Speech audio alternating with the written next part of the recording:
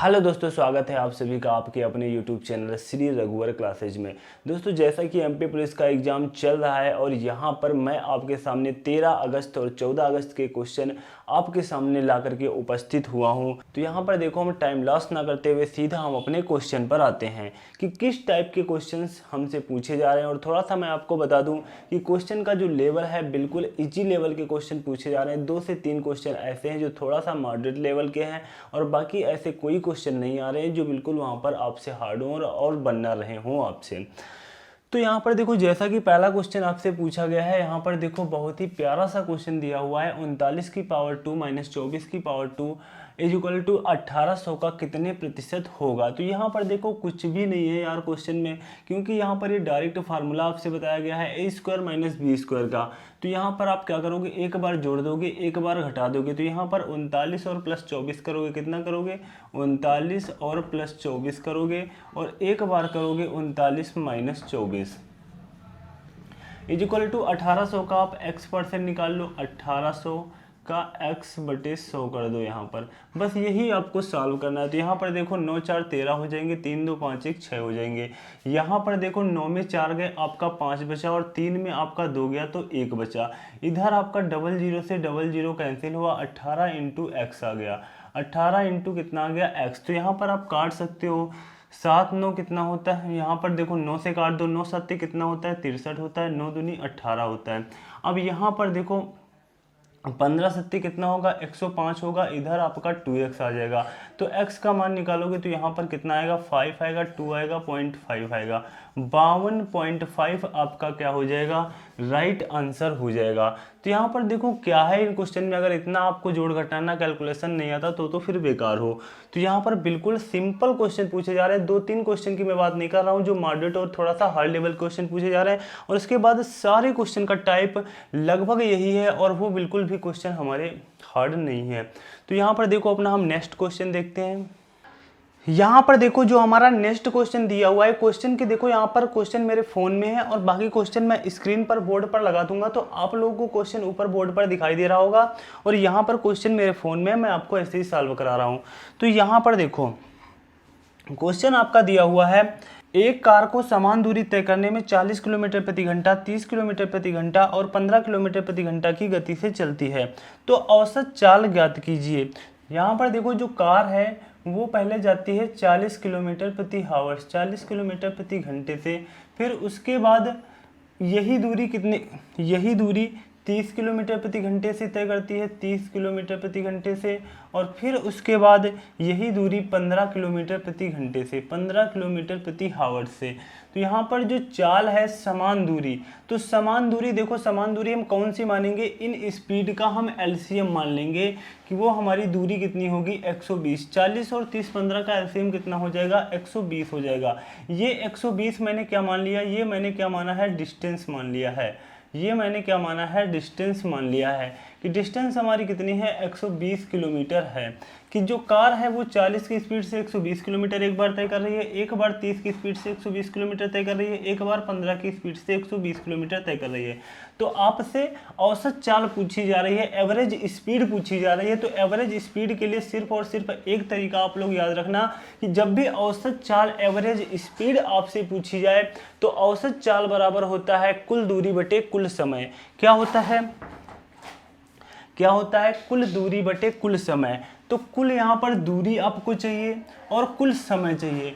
तो कुल दूरी तो आप यहाँ पर निकाल लोगे, एक बार 120, एक बार 120, एक बार 120, तो 3 बार हो जाएगा 120। तो 3 इंटू 120 ये हो जाएगी टोटल आपकी डिस्टेंस हो जाएगी, टोटल आपकी डिस्टेंस हो जाएगी। और उसके बाद आपको कुल समय चाहिए। तो 40 की स्पीड से अगर 120 किलोमीटर गई है तो टाइम कितना लगा होगा, 3 घंटे। अगर यहाँ पर 30 की स्पीड से 120 किलोमीटर की दूरी तय की गई है तो टाइम कितना लगा होगा, 4 घंटे। अगर 15 की स्पीड से 120 किलोमीटर की दूरी तय की गई है तो 8 घंटे। तो यहाँ पर देखो औसत चाल बराबर एवरेज स्पीड बराबर क्या होता है, कुल दूरी बटे कुल समय। तो कुल दूरी आपकी इतनी हो गई, 120 एक बार, 120 एक बार, 120 एक बार। तो मैंने 3 इंटू 120 कर लिया, या 120 120 120 जोड़ लो, बात वही होगी। तो एवरेज स्पीड बराबर कुल दूरी बटे कुल समय होता है। तो कुल समय आपका कितना हो गया 4 3 7 और 7 8 कितने हो गए 15। 15 को काट दोगे 15 8 कितना होगा 120 होगा। और यहाँ पर देखो 8 3 कितना आ जाएगा 24 आ जाएगा। 24 km प्रति हावर्स, 24 km प्रति हावर्स आपकी क्या आ चुकी है एवरेज स्पीड आ चुकी है, मतलब औसत चाल आ गई है। तो यहाँ पर कुछ भी क्वेश्चन में नहीं था, मैंने सिर्फ और सिर्फ समझाने के लिए इतना टाइम लिया है, बाकी ये चंद टाइम के क्वेश्चंस हैं। इसके बाद देखो हमारा नेक्स्ट क्वेश्चन है। यहाँ पर देखो जो नेक्स्ट क्वेश्चन आपकी स्क्रीन पर दिखाई दे रहा होगा, आयत की लंबाई और चौड़ाई का अनुपात 5:2 दिया हुआ है और उसका परिमाप 70 है, तो क्षेत्रफल ज्ञात कीजिए। आयत की देखो जो लंबाई और चौड़ाई दी हुई है कितनी दी हुई है, L/B दिया हुआ है 5:2 दिया हुआ है और उसका परिमाप यहाँ पर कितना दिया हुआ है 70 दिया हुआ है। अगर हम परिमाप यहाँ के अकॉर्डिंग निकालेंगे तो कितना निकलेगा 2/L+B होता है। फार्मूला क्या होता है 2/L+B। तो 2 यहाँ पर L का मान मैं 5K मान लूंगा और B का मान मैं 2K मान लूंगा। तो यहाँ पर 5 दूनी 7 दूनी 14 के क्या आ जाएगा परिमाप, लेकिन रियल परिमाप दिया कितना है 14 के हमारे अकॉर्डिंग दिया है, क्वेश्चन के अकॉर्डिंग कितना दिया है 70। के का मान कितना आ गया 5, के का मान कितना आ गया 5। तो यहाँ पर आपसे एरिया पूछा जा रहा है, मिस क्षेत्रफल पूछा जा रहा है। तो अगर क्षेत्रफल यहाँ पर निकालोगे, ये आपका 5K है, ये आपका 2K है, तो 5 दूनी, क्योंकि क्षेत्रफल क्या होता है L/B होता है, L/B। तो यहाँ पर 5 दूनी 10 K² हो जाएगा, क्या हो जाएगा K² हो जाएगा। के का मान कितना निकाला है 5, 5 का स्क्वायर करेंगे 25, 25 का 10 से मल्टीप्लाई करेंगे 250, 250 आपका क्या हो जाएगा राइट आंसर हो जाएगा। इसके बाद देखो हमारा नेक्स्ट क्वेश्चन है। तो यहाँ पर देखो जो हमारा नेक्स्ट क्वेश्चन आपको स्क्रीन पर दिखाई दे रहा होगा, एक वर्ग और आयत का क्षेत्रफल समान है, वर्ग की भुजा 80 दी हुई है, आयत की चौड़ाई आपको ज्ञात करनी है, लंबाई दी हुई है। तो यहाँ पर क्वेश्चन में आपसे कहा गया है वर्ग और आयत का क्षेत्रफल समान है, वर्ग और आयत का क्षेत्रफल समान है। तो वर्ग का क्षेत्रफल होता है A², आयत का क्षेत्रफल होता है L/B। ये क्या है समान है और वर्ग की भुजा 80 दी हुई है, तो हम 80 क्या कर देंगे होल स्क्वायर कर देंगे। और L यहाँ पर आयत की लंबाई दी हुई है, लंबाई कितनी दी हुई है 100 और B का मान आपसे पूछा गया है। तो यहाँ पर कौन सी यार प्रॉब्लम है आपके लिए, 80 × 80 आपका ये हो गया और यहाँ पर 100 × आपका B हो गया। 00 से 00 कैंसिल हो गया, B का मान कितना आ गया 64 आ गया। 64 आपका क्या हो जाएगा राइट आंसर हो जाएगा मेरे प्यारे।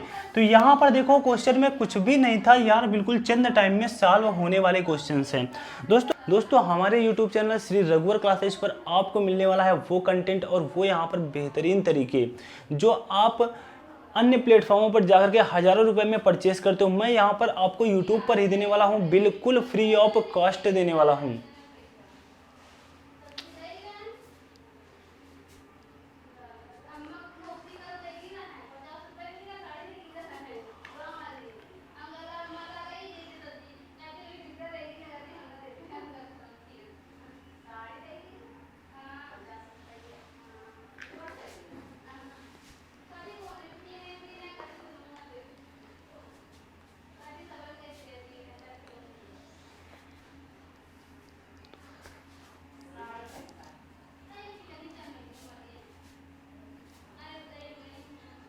तो यहाँ पर देखो हमारा नेक्स्ट क्वेश्चन है। तो यहाँ पर देखो जो आपका नेक्स्ट क्वेश्चन दिया हुआ है कुछ भी नहीं है, क्वेश्चन में थोड़ा सा आपको दिमाग लगाना है। जैसे कि क्वेश्चन में देखो दिया हुआ है 0.04 की पावर 2। इसमें देखो आप क्या करो पूरे क्वेश्चन को 0.2 में ही बना लो। किस में बना लो 0.2 में ही बना लो।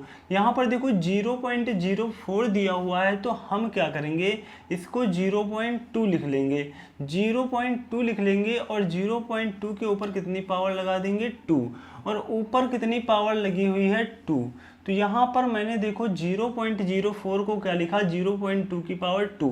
इस पूरे क्वेश्चन को मैं 0.2 में परिवर्तित किए दे रहा हूँ। तो यहाँ पर 0.4 के स्थान पर 0.2 का अगर होल स्क्वायर करोगे तो 0.04 ही तो आ जाएगा, ऊपर पावर 2 लगी, मैंने ऐसे ही लगा दिया।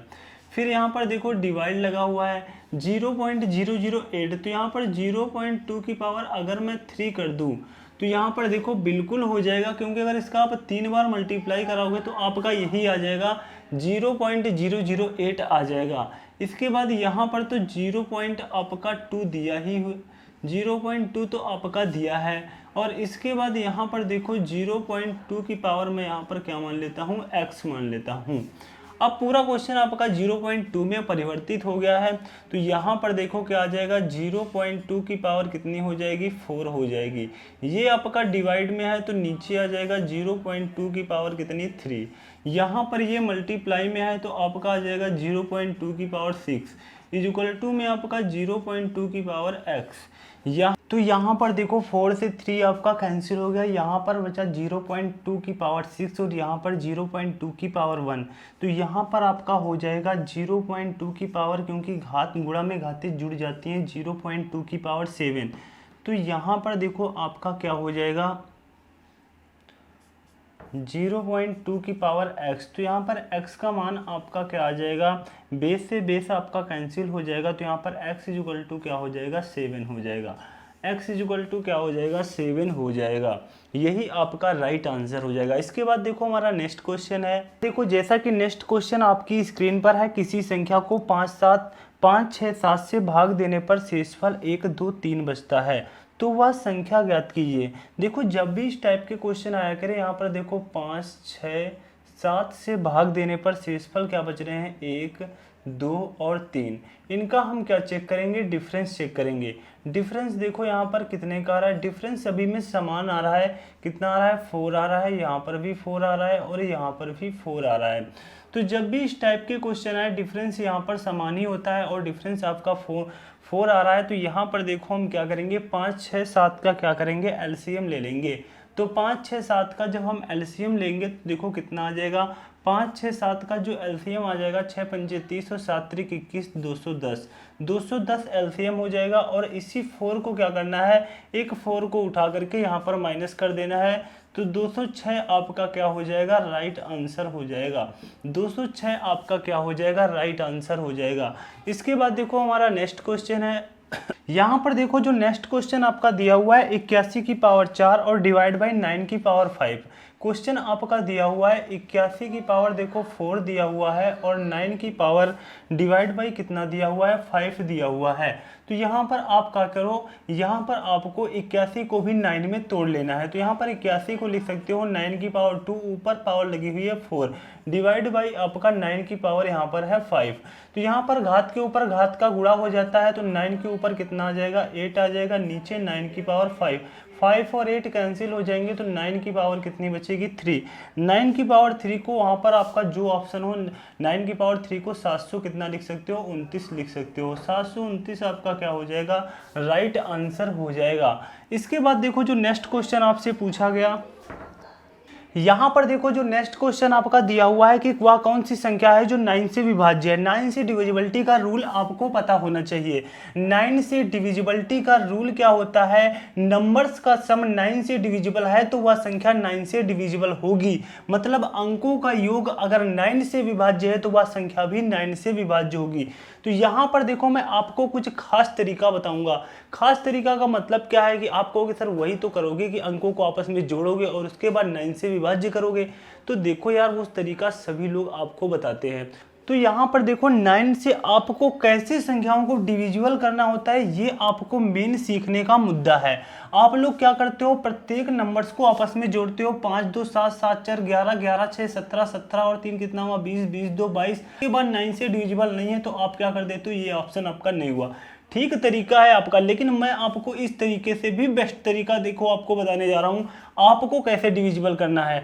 आपको यहाँ पर चेक करना है, 5 4 9 कैंसिल हुआ, 6 3 9 कैंसिल हुआ, 2 2 4 1 5, 2 2 4 1 5 बचा। इसका मतलब ये संख्या अब हमारी 9 से डिविजिबल नहीं है। इसी तरीके से अगले ऑप्शन को हम चेक करेंगे। यहाँ पर देखो कितना हुआ, 5 4 9 आपका कैंसिल हुआ। इसके बाद 6 2 8 1 इससे ले लेंगे 9, इसका एक इसमें बचा। तो 6 1 7 7 2 9, इसका मतलब ये संख्या पूर्णतया 9 से डिविजिबल है। इसके बाद मैं और भी आगे आपको देखो डिविजिबल करना सिखा दूं। वैसे तो यहीं से आपका क्वेश्चन समाप्त है। ऑप्शन नंबर 2 आपका क्या हो जाता, राइट आंसर हो जाता। लेकिन जैसे कि देखो कैसे आप लोग चेक किया करो, 9 से डिविजिबल है, एक अंक आपका 9 कर दिया, 9 काट दिया। जैसे ही अंकों का योग 9 होता जाए आप वैसे काटते जाना। तो यहाँ पर देखो आपका कितना हो जाएगा, 5 4 1 9 ये कट गया, उसके बाद 8 1 9 ये कट गया, 6 और 5 11। इसका मतलब यहाँ पर कितना बचा, 6 5 11, ये तो 9 से डिविजिबल नहीं होगा और यहाँ पर आपका रिमाइंडर 2 बच जाएगा।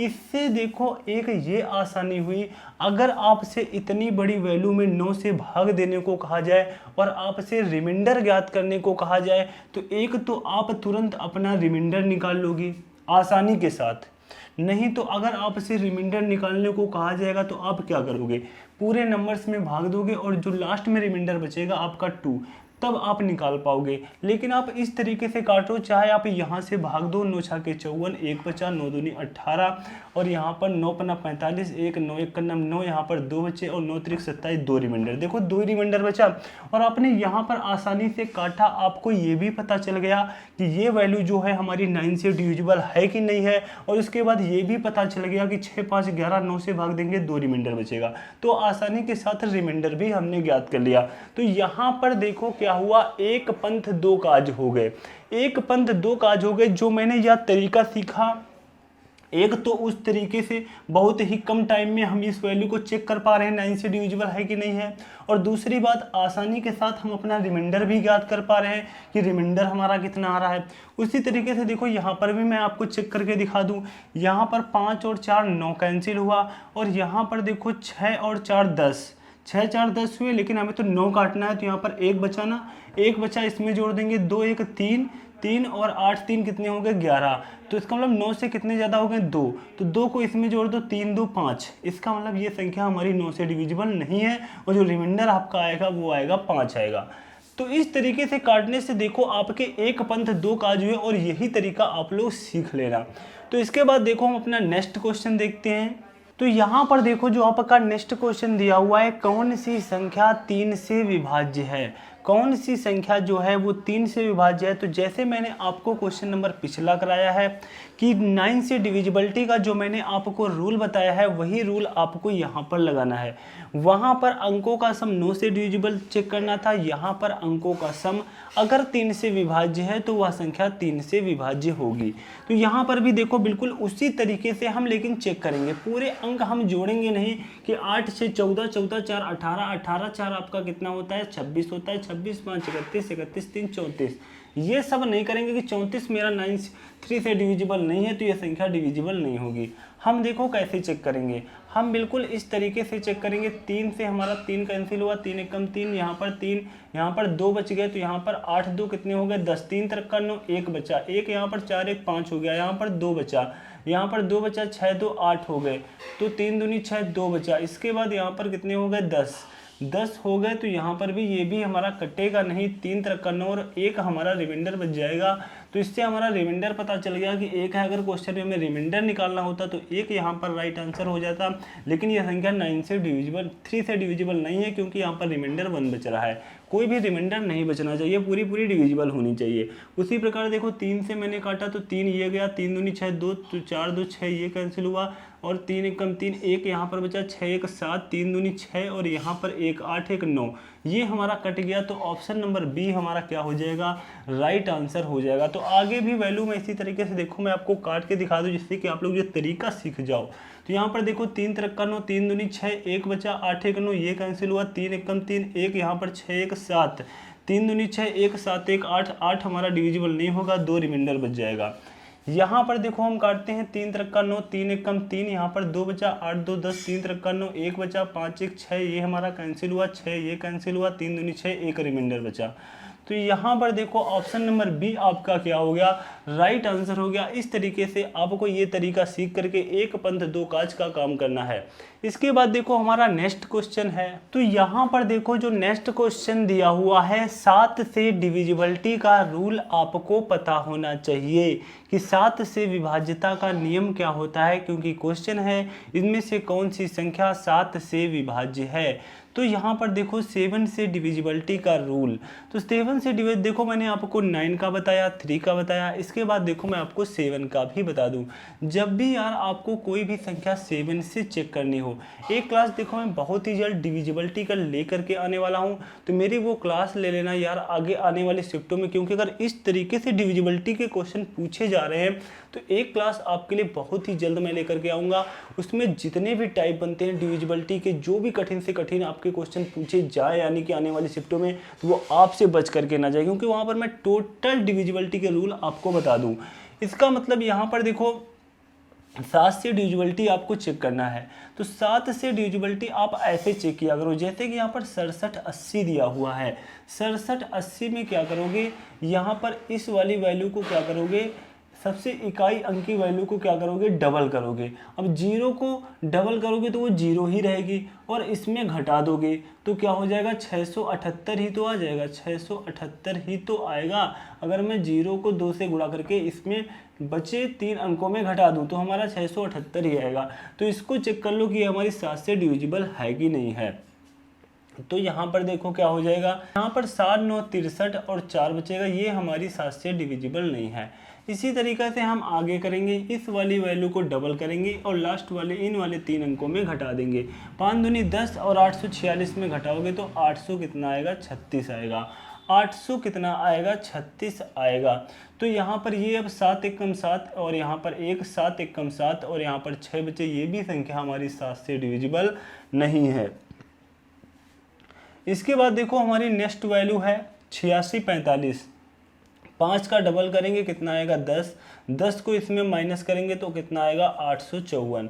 तो 7 से डिविजिबल करेंगे, 7 1 कम 7 1 7 दूनी 14 और 7 दूनी 14। ये वैल्यू हमारी क्या है, 7 से डिविजिबल है। तो ऑप्शन नंबर सी क्या हो जाएगा, राइट आंसर हो जाएगा। इसी तरीके से मैं आपको ये भी चेक करके दिखा दूँ, 4 दूनी 8, इसमें 8 आप माइनस करोगे तो यहाँ पर 16 में 8 गए 8 और यहाँ पर आपका बचा 4 और ये आपका बचा है 8। तो यहाँ पर 7 से डिविजिबल करोगे, 7 1 कम 7 1 7 दूनी 14 7 1 कम 7, तो ये वैल्यू 7 से डिविजिबल नहीं है। तो इसका मतलब जो ऑप्शन नंबर आपका सी है वो राइट आंसर हो जाएगा। तो ऐसे आप लोग 7 से डिविजिबिलिटी का रूल याद करके अपने आसानी के साथ आंसर तक पहुंच सकते हो। इसके बाद देखो जब मैं अपनी क्लास लूँगा वहाँ पर 7 से डिविजिबिलिटी का जब मैं आपको रूल सिखाऊंगा तो और इनसे भी जो बड़ी संख्याएं, बड़ी से बड़ी संख्याएं आएंगी तो उनको हम आसानी के साथ कैसे 7 से डिविजिबल कर पाएंगे वो तरीका भी मैं आपको बताऊंगा। तो इसके बाद देखो हमारा नेक्स्ट क्वेश्चन, यहाँ पर देखो जो नेक्स्ट क्वेश्चन आपसे पूछा गया, सीआई का प्यारा सा क्वेश्चन पूछा गया है। 1331 रुपए की राशि 3 वर्ष में 1728 रुपए हो जाती है, तो चक्रवृद्धि ब्याज की दर ज्ञात कीजिए।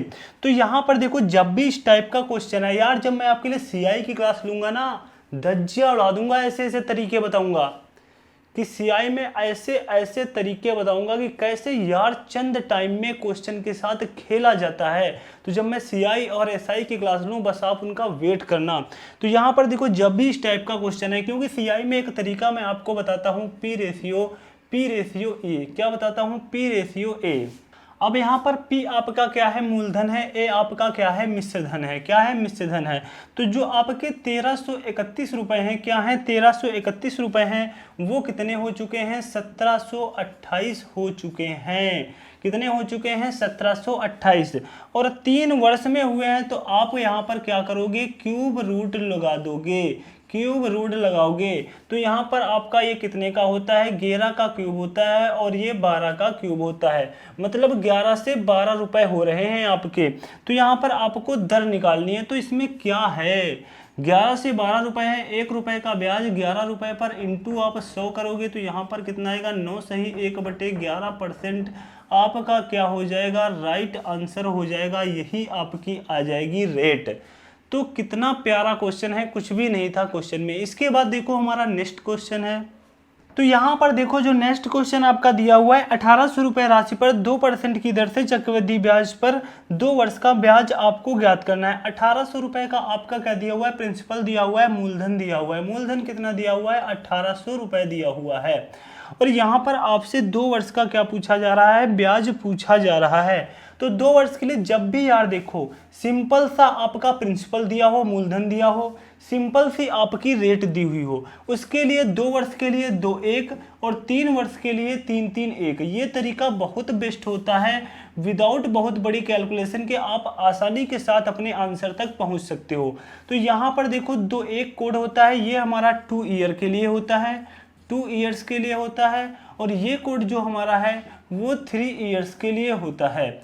तो आपको ये दोनों कोड रट लेने हैं। क्या करने हैं? दोनों कोड रट लेने हैं। अब यहाँ पर देखो 2 ईयर का क्वेश्चन है, 2-1 मैंने लिखा, प्रिंसिपल आपका मूलधन 1800 रुपये दे रखा है, 2% की दर है। तो यहाँ पर जब 1800 का आप 2% निकालोगे तो कितना आएगा? 36 आएगा। कितना आएगा? 36 आएगा। यहाँ पर जब 36 का आप 2% निकालोगे तो कितना आएगा? 1% होगा 0.36 और 2% होगा 0.72। 36 दूना 72। तो यहाँ पर देखो सॉल्व करेंगे, 36 दूना 72 और ये आपका 0.72। तो यहाँ पर जो ब्याज आ गया टोटल आप जोड़ लोगे तो 72.72 आपका यही क्या हो गया? चक्रवृद्धि ब्याज हो गया। इसमें कौन सी बहुत बड़ी आपको कैलकुलेशन करनी पड़ी, चंद टाइम में आपका आंसर आ गया। तो इसके बाद देखो हमारा नेक्स्ट क्वेश्चन है। तो यहाँ पर देखो जो आपका नेक्स्ट क्वेश्चन दिया हुआ है, एक संख्या का तिगुना उसके 1/4 से 36 अधिक है, संख्या ज्ञात कीजिए। इस क्वेश्चन को देखो आप x मान करके भी लगा सकते हो और विदाउट x के भी लगा सकते हो, क्योंकि जैसे कि देखो पहले मैं आपको x मान करके दिखा दूं। मैंने संख्या क्या मान ली? मैंने संख्या मान ली x है। तो x का यहाँ पर कहा गया है एक संख्या का 3 गुना, तो कितना हो गया? 3x हो गया। उसके 1/4 से, उसके 1/4, अगर संख्या का मैं 1/4 निकालूं तो कितना आएगा? x/4 आएगा। उसके 1/4 से 36 अधिक है, तो ये देखो मैंने क्या कर दिया, ये 36 अधिक है। अब यहाँ पर हमें x का मान निकालना है, तो यहाँ पर आप क्या करोगे? 4×3=12x और माइनस x, यहाँ पर बटे में 4, उधर तिर्यक गुणा हो जाएगा, तो यहाँ पर 36 × 4 हो जाएगा। तो यहाँ पर आपका 11x होगा और यहाँ पर 36 × 4 होगा। तो x का मान यहाँ पर कितना आ जाएगा? 4×6 = 24 होता है, 4×3=12, 2 कितना होता है? 14/11। 144/11 यही आपकी क्या हो जाएगी? संख्या हो जाएगी। यहाँ पर आप कहोगे सर आप कह रहे थे विदाउट x मान के लगा सकते हो, तो वो भी देखो मैं आपको बता दे रहा हूँ कि विदाउट x के कैसे लगाओगे। यहाँ पर देखो आप अपनी संख्या मान सकते हो 1/4, जैसे कि यहाँ पर 4 मान लो कि वह संख्या है। तो यहाँ पर कहा गया एक संख्या का 3 गुना, तो 4 का 3 गुना कितना हो जाएगा? 12 हो जाएगा। और उसके 1/4 से 36, 1/4 अगर 4 का 1/4 निकालोगे कितना निकलेगा? 1 निकलेगा, 1। तो यहाँ पर कितना अधिक है? 36 अधिक है। हमारे अकॉर्डिंग 11 अधिक है, क्वेश्चन के अकॉर्डिंग कितना अधिक है? 36 अधिक है। क्वेश्चन के अकॉर्डिंग 36 अधिक है, तो 1 बराबर हो जाएगा 36/11 के। और वैल्यू आपने कितनी मानी थी? 4 मानी थी संख्या, तो यहाँ पर 4 से मल्टीप्लाई कराओ क्योंकि हमें 4 का मान चाहिए। तो यहाँ पर 144/11 जैसे कि मैंने पीछे मान निकाला था वही आपका आ गया है। 144/11 आपका क्या हो जाएगा? राइट आंसर हो जाएगा। 144/11 आपका क्या हो जाएगा? राइट आंसर हो जाएगा। तो दोस्तों मेरी आज की एनालिसिस की क्लास कैसी लगी नीचे कमेंट बॉक्स में छाप के अवश्य बताना, और अभी तक हमारे यूट्यूब चैनल श्री रघुवर क्लासेज को सब्सक्राइब नहीं किया है, अगर कंटेंट अच्छा लगा हो, बताने का तरीका मेरा अच्छा लगा हो तो सब्सक्राइब कर लेना, अन्यथा कोई बात नहीं। Thanks to all of you.